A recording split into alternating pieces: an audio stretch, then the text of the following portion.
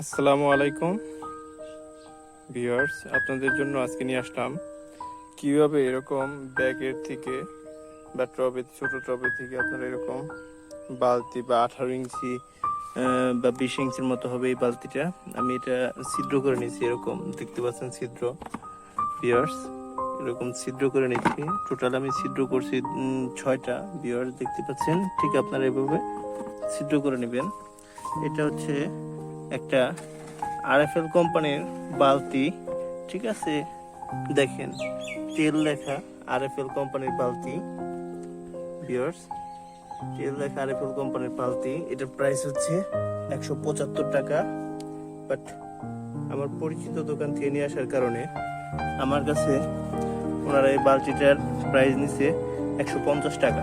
Viewers, এটা একটা 30 লিটারের বালতি। দেখেন এই যে 30 লিটার লেখা আছে। আমি জানি না আপনারা কতটুকু বুঝতে পারতেছেন। এই যে 30 লিটার লেখা আছে, ঠিক আছে ভিউয়ার্স। এরকম একটা বালতি আপনারা নিয়ে প্রথমে ছিদ্র করে এভাবে চারা বসিয়ে দেবেন, জানি আপনার গাছটার ড্রেনেজ সিস্টেম ভালো থাকে। এটার মধ্যে ভিউয়ার্স আজকে আমি রোপণ করব আমার এই লেবু গাছটা। এটা হচ্ছে কাগজি লেবু গাছ। ভিউয়ার্স, এর আগে আপনাদের ড্রাগন প্ল্যান্ট দেখিয়েছিলাম। ভিউয়ার্স, এই মাটিটা আমি তৈরি করে নিচ্ছি আগে থেকেই। ভিউয়ার্স, এই মাটিটা হচ্ছে জৈব সার, দেখতে পাচ্ছেন এই যে গোবর সার।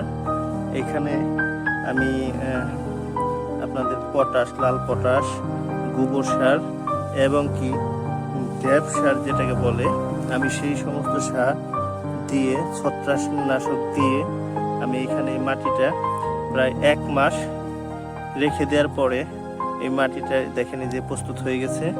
ভিউয়ার্স, এভাবে আপনারা বাসার যে শাকসবজির খোসা ইত্যাদি, যে সবজির পেঁয়াজের খোসা, এগুলো পচানো পানি, এই সব কিছু মিশ্রণ করে আমি এখানে মাটি প্রস্তুত করে নিছি।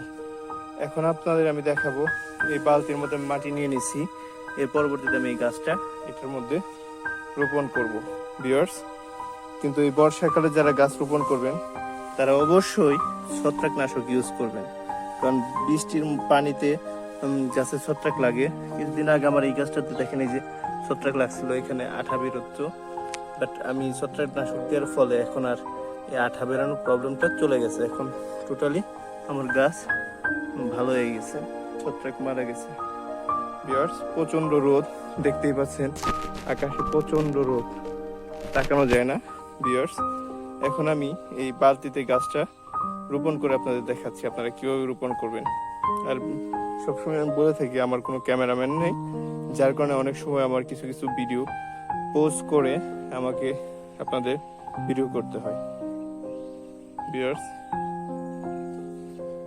ভিউয়ার্স, দেখে নিন এই যে আমি আমার গাছের যে আমি টপ 10-এর আগে একটা ব্যাগ দিয়ে আমি রোপণ করছিলাম। এটা হচ্ছে একটা টপ 10-এর ব্যাগ ছিল, শপিং ব্যাগ, সেটার মধ্যে রোপণ করছিলাম।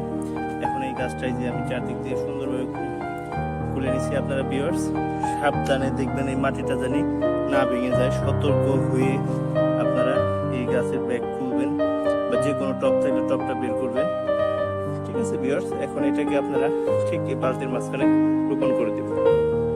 ভিউয়ার্স, এই যে আমি ভালো করে দেখুন, এই যে আমি গাছটাকে এই বালতির মধ্যে বসিয়ে দিছি। দেখতেই পাচ্ছেন আমার গাছটা কত বড়। ভিউয়ার্স, আমার এইখানে দেখতে পাচ্ছেন আমি যে মাটি দিয়ে এখন ভালো করে ভরে দিচ্ছি চারদিক দিয়ে, এই দেখতেই পাচ্ছেন। ভিউয়ার্স, আপনারা ঠিক এভাবে চারদিকে মাটি দিয়ে সুন্দরভাবে ভালো করে এভাবে মাটিগুলো বসিয়ে দিবেন, যাতে গাছের এখানটাতে ফাঁকা না থাকতে পারে। অনেক সময় ফাঁকা থাকলে টবের মধ্যে বিভিন্ন ধরনের পিঁপড়া, পোকামাকড় বাসা তৈরি করে। ভিউয়ার্স, এভাবে আপনারা চারদিকে ভালো করে মাটি দিয়ে বালতিটা ভরাট করে দেবেন। এই হচ্ছে আমার টোটাল গাছে দেখেন একটাই, দেখেন লেবু এখান থেকে অলরেডি 20 থেকে 25টা লেবু খাওয়া হয়ে গেছে। দেখতে পাচ্ছেন এটা একটা 12 মাসি লেবু গাছ। একদিক দিয়ে ফলন আসে, এটা হলো সেকেন্ডের ফল। সেকেন্ডটা আবার দেখেন এই যে থার্ড টাইম এই যে ফুল চলে আসছে, এগুলো সেকেন্ড টাইম। ফার্স্ট টাইমের ফলগুলো হারভেস্ট করা হয়ে গেছে। দেখেন আল্লাহর রহমতে গাছ ভর্তি আল্লাহ লেবু দিয়ে দিচ্ছে। এরকম একটা লেবু গাছ যদি ভিউয়ার্স আপনাদের বাসায় থাকে, তাহলে আশা করা যায় যে আপনাদের বাজার থেকে লেবু কিনে খেতে হবে না।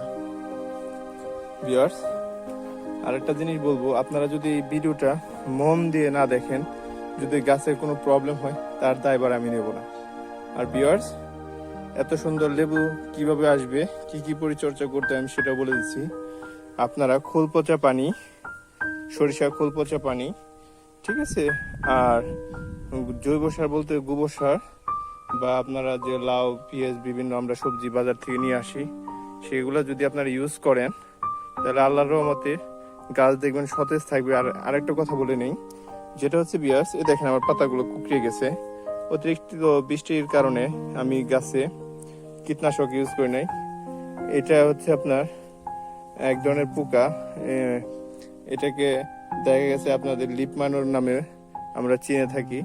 এটার জন্য আপনারা যখনই গাছে দেখবেন যে কচি পাতা বের হচ্ছে, ঠিক তখনই একটা করে স্প্রে করবেন সাইবারমেথ্রিন গ্রুপের যে কোনো একটা কীটনাশক, তাহলে আর আপনাদের এই প্রবলেম হবে না। আর বর্ষাকালে ছত্রাকের প্রবলেম হয় ভিউয়ার্স, এই দেখেন এই যে আমার এই ছত্রাকে আক্রান্ত হয়েছিল, যার কারণে আমি দেখেন যে সাদা সাদা পাউডারের মতো দেখা যাচ্ছে। এটা হচ্ছে আমি ছত্রাকনাশক ইউজ করছিলাম, সাপ। আর আপনারা যে কোনো ব্র্যান্ডের একটা ছত্রাকনাশক অ্যাটলিস্ট বৃষ্টির মৌসুমে শীতের মধ্যে অ্যাটলিস্ট মাসে না হলেও দুবার দেবেন। সপ্তাহে একবার করে দেওয়া উচিত, বাট না হলেও সপ্তাহে মাসে দুবার দিবেন। তো ভিউয়ার্স, যদি ভিডিওটা ভালো লেগে থাকে লাইক কমেন্ট শেয়ার করবেন। আর যদি কোনো প্রশ্ন জানার থাকে লেবু কীভাবে বড় করবেন, সেই ক্ষেত্রে আপনারা পটাশ সার সাথে যদি আপনারা একটু ইউরিয়া সার দেন, ঠিক আছে, এটা টবের অনুযায়ী। যেমন আমার এখানে 25 গ্রামের মতো আমি ইউরিয়া সার ইউজ করছি, আর সাথে আমি ইউজ করছি আপনার ড্যাফ সার, আর একটু পটাশ ইউজ করছি, ঠিক আছে। এটা আপনাদের গাছের সাইজ অনুযায়ী আপনারা ইউজ করবেন। তো ভিউয়ার্স, যদি ভিডিওটা ভালো লাগে অবশ্যই শেয়ার করবেন আর সাবস্ক্রাইব করবেন। এত কষ্ট করে আপনাদের জন্য ভিডিও তৈরি করি ভিউয়ার্স, আপনারা কেউ সাবস্ক্রাইব করেন না, লাইক কমেন্ট শেয়ার করেন না। তো আপনাদের কাছে অনুরোধ রইল আমার এই নীরব খান চ্যানেলটিকে আপনারা সাবস্ক্রাইব করে দেবেন। পরবর্তীতে নতুন ভিডিও পাওয়ার জন্য নোটিফিকেশন বেলটা বাজিয়ে দিবেন, জানি ভিডিও আপলোড করার সাথে সাথে আপনাদের যেন নোটিফিকেশনটা চলে যায়। এই হচ্ছে আমার ড্রাগন গাছ, ড্রাগন ফল আসছে সেকেন্ড টাইম, এটারও একটা ভিডিও দিয়ে দেবো ভিউয়ার্স, সেটাও আপনারা দেখে নেবেন কিভাবে এরকম ড্রাগন ফল আসে গাছে। আসসালামু আলাইকুম।